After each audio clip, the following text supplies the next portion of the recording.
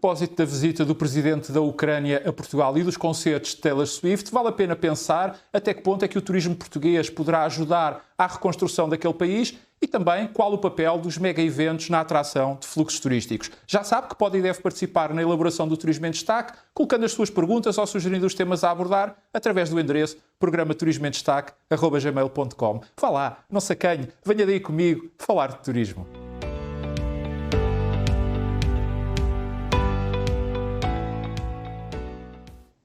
Nos últimos dias tiveram lugar dois acontecimentos que despertaram a atenção de todos quantos, de algum modo, estão ligados à atividade turística. A visita do presidente da Ucrânia e os concertos de Taylor Swift. Não é por isso de estranhar que ambos os temas tenham dominado as perguntas e os assuntos que me foram remetidos aqui para o endereço que está a passar em rodapé, programaturismoemdestaque@gmail.com, os quais, naturalmente, agradeço. E foi esse justamente o propósito que presidiu à criação deste endereço, de forma a que possa colocar as perguntas que gostava de ver respondidas ou sugerir os temas que aqui gostava de ver tratados. Por isso, não se esqueça, use e abuse do endereço programaturismoemdestaque@gmail.com. A sua participação é sempre muito, mas mesmo muito, bem-vinda. Dada esta nota preliminar, vamos então à primeira das perguntas de hoje. No fundo, como é que o nosso turismo, ou se quisermos, como é que o turismo português pode ajudar na reconstrução da Ucrânia? E esta questão, que se prende, ou se quisermos, que vem na sequência do acordo sobre cooperação e segurança que foi assinado entre os governos de Portugal e da Ucrânia durante a visita do presidente Zelensky ao nosso país. E, indiretamente, àquilo que é o essencial da resposta, eu tenho para mim que Portugal não só pode, como deve ajudar e colaborar na reconstrução daquele país. E, obviamente, que para isso o recurso às nossas capacidades, aos nossos conhecimentos e ao nosso potencial nas diferentes atividades turísticas são fundamentais. Dito isto, é, pois, legítimo que a pergunta que se coloca ou a forma como nós nos possamos interrogar seja, bem, mas então como é que nós o podemos fazer? Vale a pena, desde já, abrir aqui um pequeno parênteses para recordar que, por um lado, o turismo também é conhecido como a atividade económica da paz, dado que, entre muitos outros aspectos, é um indefetível promotor da compreensão e da harmonia entre os povos, contribuindo diariamente para esbater fronteiras, sejam elas físicas, religiosas, culturais, políticas, económicas, sociais ou de qualquer outra natureza. E também, por outro lado, porque o turismo é claramente uma das áreas da economia que mais efeitos multiplicadores gera nas demais. Por isso, ao dinamizarem-se as atividades turísticas, na prática está a impulsionar-se grande parte da economia.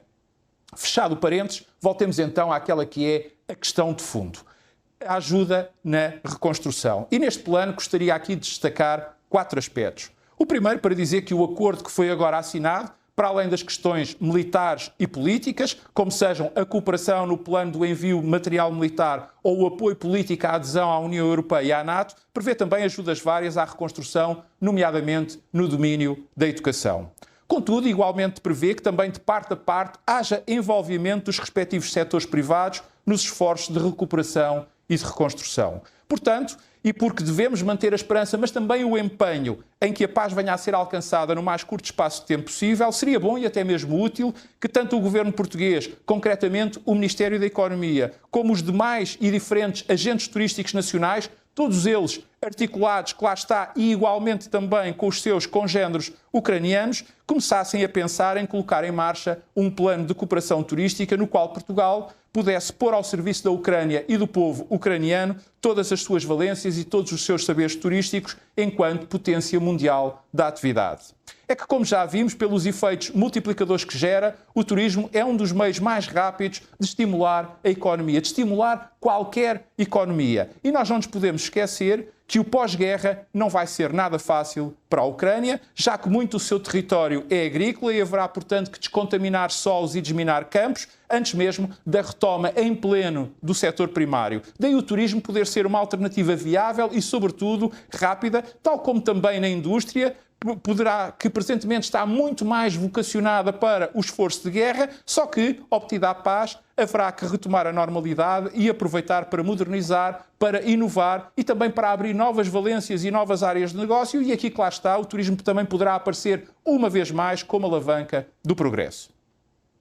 O segundo aspecto, para sublinhar algo com que, do meu ponto de vista, Portugal poderia desde já avançar. E isto tem a ver com a formação e a qualificação, principalmente ao nível dos dirigentes e empresários no turismo. É sabido que as diferentes atividades turísticas são todas elas de mão de obra intensiva e com crescentes necessidades de especialização.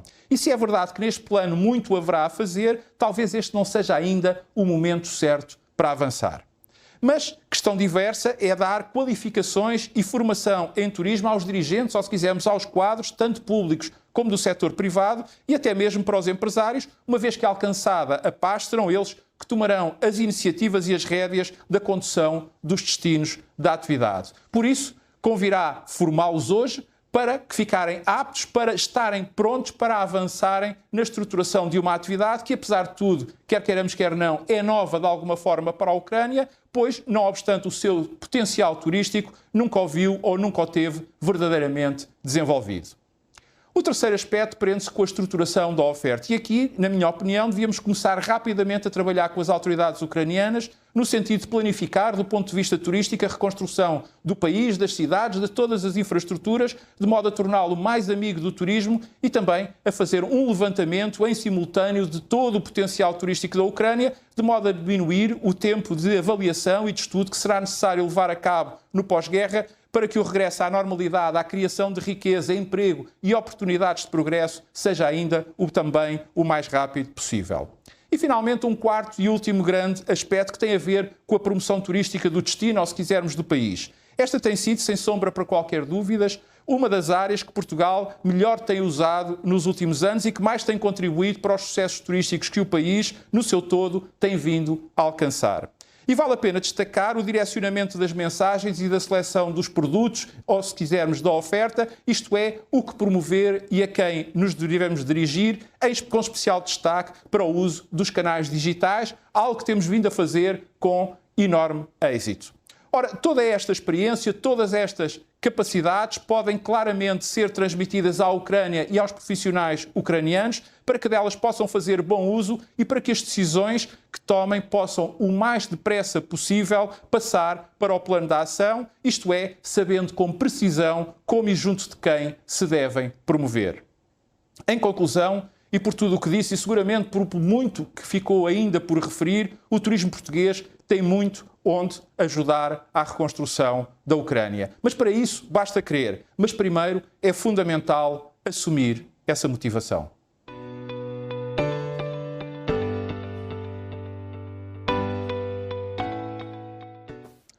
Os recentes concertos que a artista americana Taylor Swift deu em Lisboa, aliás, um pouco à semelhança daquilo que já havia acontecido em Coimbra com os Coldplay, vieram colocar a tónica, ou se quisermos chamar a atenção, para as repercussões económicas e turísticas que estes eventos ou que eventos desta natureza podem dar aos destinos turísticos. Mas não são só este tipo de eventos mais ligados à música. Da Expo 98 ao Euro 2004, à Jornada Mundial da Juventude, passando pela Web Summit, por várias finais europeias de futebol, pelas Ondas da Nazaré, pelos festivais vários, pela gravação de filmes como aconteceu com o da saga Velocidade Furiosa, ou simplesmente aquilo que todos quantos nos visitam vão deixando pelo ciberespaço através das suas redes sociais. Tudo isso são contributos que chamam a atenção para o nosso país e para o muito que temos para oferecer do ponto de vista turístico. Apesar de sermos e termos um território relativamente exíguo. Mas é, porventura, esta pequena dimensão que também leva a que cada vez mais exista quem deseje visitar-nos, já que em pouca distância sabe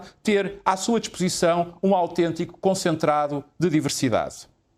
Há alguns anos que eu venho chamando a atenção e também ensinando que o consumidor atual de produtos e serviços turísticos pretende crescentemente fazer várias tipologias de consumo numa mesma viagem. Ou seja, quem viaja fala por um conjunto de motivações e não, ou pelo menos cada vez menos, apenas por uma só. Ora, isto significa que este tipo de mega-eventos acabam por influenciar, por ser muitas das vezes o gatilho que desperta a vontade de consumir. Repare-se nos tais espetáculos da Taylor Swift, a quantidade de estrangeiros que eles vieram assistir. E não foi apenas por gostarem da artista, mas igualmente por os mesmos se realizarem em Lisboa e também em Portugal, o que os incentivou a viajarem até nós, não só com o objetivo dos concertos, mas porque eles eram mais um pretexto para fazer essa mesma viagem, ou então, ao contrário, fazer a viagem e, no fundo, tendo como bónus a possibilidade de assistir a um concerto. Aliás, o denominado Swift Lift, isto é, a expressão que tem a ver com os reflexos económicos dos concertos desta artista, ou se quisermos, o elevador económico motivado pela Taylor Swift, está cada vez mais em voga, justamente por tudo aquilo que acabo de referir.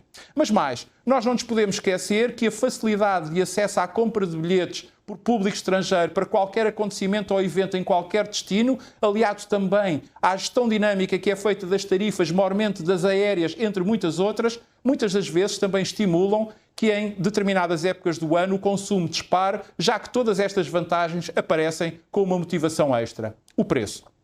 Todos nós vimos, por exemplo, vários turistas americanos a serem entrevistados e a dizerem que lhes ficou muito mais barato verem estes concertos em Portugal do que se o tivessem feito no seu próprio país, isto é, nos Estados Unidos da América, acabando por vir não só a um país diferente, como inclusivamente a um outro continente. Isto tudo para dizer que, numa altura que tanto ouvimos falar de influenciadores e que até há quem faça já disso profissão, vale a pena pensarmos e olharmos bem para estes mega eventos e realizações afins, justamente como sendo também eles influenciadores de fluxos turísticos. Por tudo isto, não tenho dúvidas em afirmar que a breve prazo começaremos a assistir a uma competição crescente entre destinos pela conquista deste tipo de acontecimentos, porque o investimento compensa, atenta a motivação extra que lhe está associada. Ficamos com um novo encontro marcado para a semana. Até lá, saúde, paz. O Estado do Rio Grande do Sul continua a precisar da nossa solidariedade e recordo que pode colocar as perguntas que deseja ver respondidas ou sugerir os temas que gostaria de ver abordados através do endereço programaTurismoemDestaque@gmail.com. E se ainda não o fez, não perca a oportunidade e subscreva gratuitamente o meu canal. Para isso basta carregar no botãozinho preto e diz subscrever aqui mesmo por baixo da minha imagem para dar a sua opinião, para partilhar ou simplesmente para ver ou rever os meus comentários.